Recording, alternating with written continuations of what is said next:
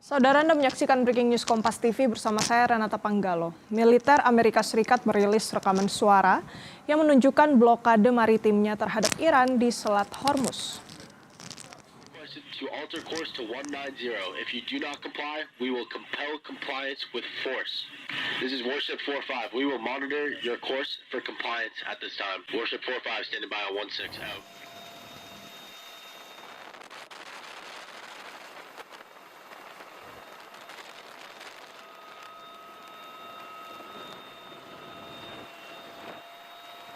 Dalam rekaman menampilkan transmisi radio dari seorang perwira militer AS yang memerintahkan sebuah kapal yang tidak disebutkan namanya untuk mengubah haluan dan mengancam akan melakukan kekerasan jika tidak dipatuhi.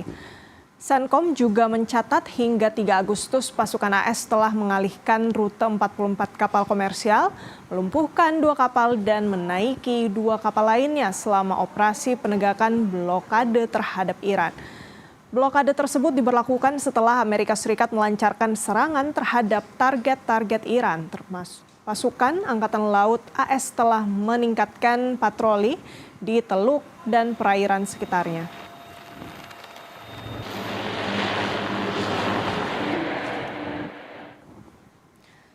Sebelumnya, Iran mengklaim menghantam kapal tanker minyak Kafo Maleas yang mencoba melintasi Selat Hormuz. Kapal mencoba menggunakan rute selatan selat tanpa memperhatikan peringatan Garda Revolusi Iran, sehingga memicu pasukan memperbarui peringatannya. Iran mengklaim menghantam 2 kapal tanker minyak yang mencoba melintasi Selat Hormuz pada Jumat waktu setempat. Garda Revolusi Iran menyatakan 2 kapal tanker tersebut mencoba melintasi Selat Hormuz menggunakan jalur yang tidak aman dan ilegal. مدیریت کامل بر تنگه هند و بیدار ایران اسلامی.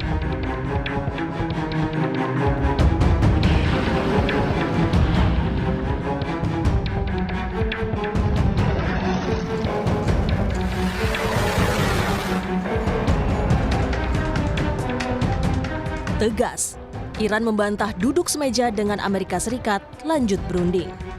Sikap Iran bertolak belakang dengan klaim Presiden Amerika Serikat Donald Trump soal negosiasi dengan Iran masih berjalan. Bahkan Trump mengancam Iran meminta adanya kesepakatan atau menyerah. Trump bahkan menyebut Selat Hormuz berpeluang besar dibuka dalam bahasan negosiasi. Well, you'll find out today or tomorrow. I mean, they're going to go quickly, one way or the other. It's not very complex. We're talking about the strait, the opening of the strait, having it open literally by tomorrow, completely open. And that's phase 1. And phase 2 is we then will talk about the nuclear. Penasehat militer pemimpin tertinggi Iran, Mohsen Rezai, menegaskan tidak ada negosiasi maupun kesepakatan damai baru dengan Amerika Serikat. Iran bahkan menyebut klaim Trump soal pembukaan total Selat Hormuz sebagai kebohongan publik. الان آتش بحثی وجود نداره ولی حملات ما معنا داره مثلا کریدور دوم رو به هیچ وجه ما اجازه نمیدیم در تنگه هرمز کریدور دوم باز بشه حتی اگر ناو هم بیارن ناوشو میزنیم اگر نیروی نظامی هم بیارن میزنیم فعلا ما کشتی‌ها رو تهدید میکنیم که نرن. Teheran telah berulang kali menutup Selat Hormuz sejak Amerika Serikat dan Israel melancarkan serangan terhadap Iran pada bulan Februari. Iran kembali menegaskan bahwa lalu lintas di Selat Hormuz berada di bawah kendalinya. Saudara, Selat Hormuz kembali memanas. Trump klaim Selat Hormuz akan segera dibuka dan akan pegang kendali Hormuz. Teheran tegas membantah klaim tersebut. Bagaimana kelanjutan situasinya? Berikut analisis peneliti senior Indo-Pacific Strategic Intelligence, Asha Kusuma Sumantri. Ya, saya kira kita harus melihat bagaimana posisi dari kedua negara. Pertama, saya akan bilang bahwa baik Amerika Serikat maupun Iran ini sama-sama terjebak di dalam yang namanya chicken game theory. Ya, jadi kedua negara ini menghindari adanya keterjebakan mereka di posisi kalah, sehingga yang dilakukan adalah mereka terus mengekskalasi. Kalau misalnya seandainya Iran terus melakukan ekskalasi, Amerika Serikat melakukan deeskalasi, Amerika akan kalah. Begitu juga sebaliknya. Oleh karena itu, yang dilakukan oleh kedua negara negara ini sama-sama melakukan eskalasi. Meskipun nyatanya sebenarnya yang paling menguntungkan baik itu untuk Iran maupun untuk Amerika Serikat adalah sama-sama melakukan negosiasi untuk keluar dari konflik ini. Nah, kita lihat kalau misalnya kondisinya masih sama sampai sekarang, tit for tat-nya ini masih berjalan dan baik Amerika Serikat maupun Iran sama-sama tidak mau melakukan penurunan ego dan penurunan tensi di Timur Tengah, maka saya kira sebenarnya konflik di Selat Hormuz ini akan terus berjalan sampai akhir dan ini tidak akan ada ujungnya kecuali ya kalau misalnya salah satu pihak ini kelelahan secara militer, secara ekonomi maupun kelelahan secara dukungan politik di dalam negerinya. Ketika Trump bilang bahwa Selat Hormuz akan kami buka besok misalnya itu, mampukah AS membuka Selat Hormuz, Mbak Isa, menurut Anda? Saya kira tidak. Kalau itu sudah jelas. Karena kita lihat di sini sebenarnya Iran masih memegang kuasa penuh atas Selat Hormuz. Pertama kita lihat dari MOU di tanggal 17 Juni ya yang kemarin ditandatangani oleh Amerika Serikat maupun Iran, jelas ditulis di pasal kelima bahwa Iran ini akan memegang kendali atas Selat Hormuz sampai akhirnya ditentukan pengaturan antara Iran dan Oman pasca kemudian konsesi yang dicapai setelah 60 hari tersebut.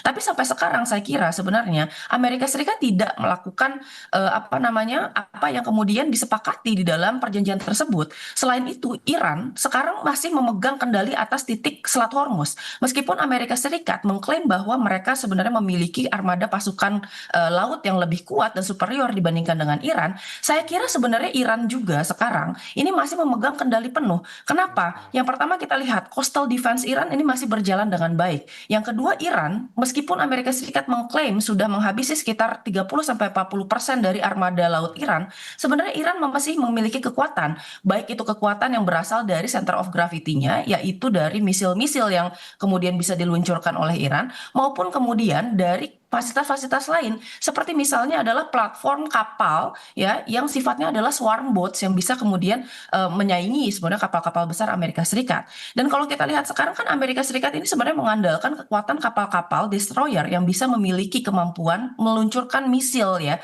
ke kawasan Selat Hormuz. Tetapi kalau kita lihat di sini, apakah itu bisa kemudian menciptakan sebuah dominasi atas kawasan dan merebut kembali Selat Hormuz? Saya kira tidak. Apa yang dilakukan Amerika Serikat, mereka hanya bisa kemudian menunggu kapal yang keluar masuk itu di kawasan Teluk Oman tanpa bisa kemudian mengambil alih kontrol dari apa yang kemudian sudah dilakukan di Selat Hormuz yang dipegang kendalinya oleh Iran. Ketika Trump bilang masih ada negosiasi yang berlangsung, namun dibantah oleh Iran bahwa tidak ada negosiasi. Dalam hal ini Iran dengan AS, siapa sebetulnya yang memainkan narasi ini?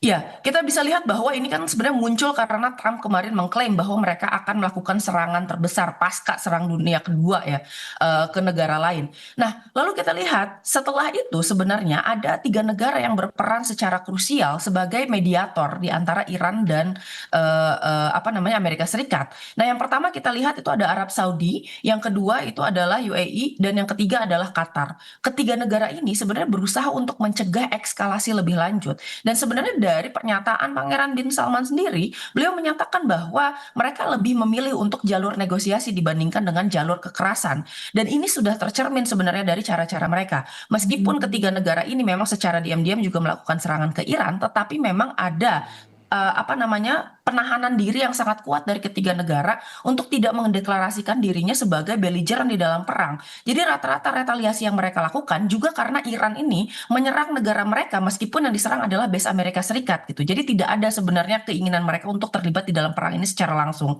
Nah, di sisi lain sebenarnya Amerika Serikat saya kira sekarang sudah desperate dan kehabisan akal karena serangan-serangan yang kemudian dilakukan oleh Amerika Serikat kemarin, saya kira ini berusaha untuk membuat Iran menjadi kesulitan dalam mempertahankan dirinya. Amerika Serikat berusaha agar Iran ini kehilangan kekuatan ekonomi dan kemudian kekuatan resilience dalam melakukan perang atrisi. Tetapi yang kita lihat sejak ini berlangsung dari bulan Februari sampai sekarang, rekan-rekan seluruh media yang berbahagia, puji syukur kehadirat Tuhan Yang Maha Kuasa, kita bisa bertemu hari ini untuk menyaksikan press release terkait dengan penindakan kita selama 1 semester di 2026 ini, dan juga nanti ada satu penindakan yang di akhir 2025. Rekan-rekan media yang saya banggakan, perlu kami jelaskan bahwa khusus penindakan yang kita sampaikan hari ini adalah penindakan khusus motor besar. Jadi ini tidak sekali pemasukan, tetapi ada beberapa kali pemasukan dari mulai akhir Desember dan kemudian sampai terakhir di bulan Juli. Mungkin saya sampaikan awal dari penindakan ini, petugas mendeteksi anomali visual pada hasil pemindaian X-ray terhadap 2 peti kemas impor asal Tiongkok di TPS tempat penimbunan sementara Pelabuhan Tanjung Priok. Hasil analisis intelijen pemindaian memicu dilakukan pemeriksaan fisik secara mendalam terhadap 2 peti kemas tersebut, dan dari hasil pemeriksaan ditemukan ada 5 unit sepeda motor Harley Davidson bekas, ya, bukan baru, ya, bekas, dalam kondisi terurai lengkap atau CKD.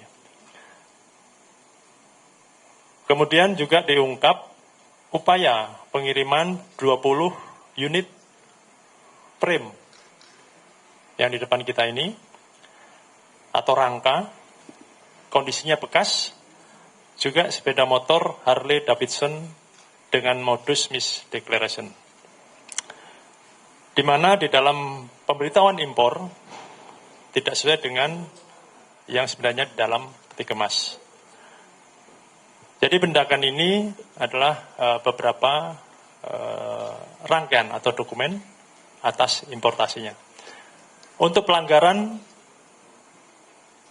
ini melanggar pemasukan importasi kendaraan bermotor bekas yang melanggar peraturan Menteri Perdagangan nomor 24 tahun 2025 tentang kebijakan dan pengaturan impor dalam keadaan bukan baru dan limbah non bahan berbahaya dan beracun, yang secara tegas melarang impor kendaraan bermotor bekas ke wilayah Indonesia.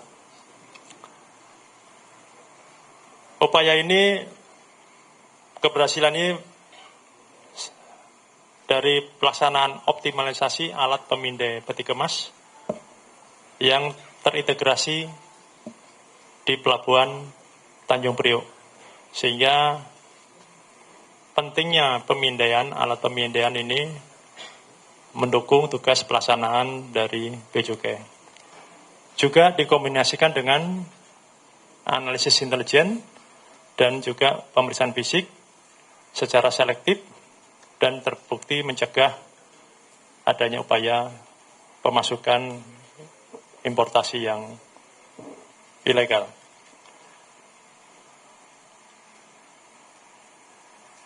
Bea Cukai akan terus memperkuat pengawasan di titik masuk di Pelabuhan Tanjung Priok ini, dan kami juga telah bersinergi terkhusus dengan Kapolres Pelabuhan Tanjung Priok dan juga dari Kejaksaan Negeri Jakarta Utara serta seluruh APH yang terkait di Pelabuhan Tanjung Priok ini.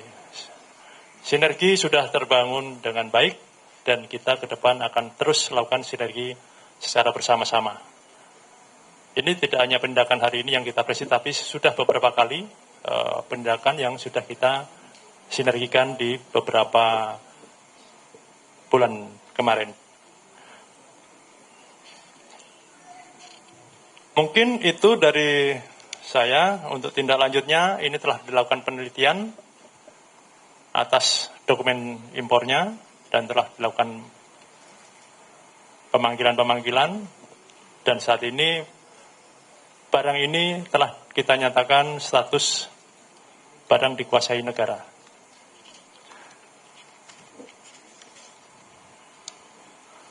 Demikian yang bisa saya sampaikan. Tentu kerugian dari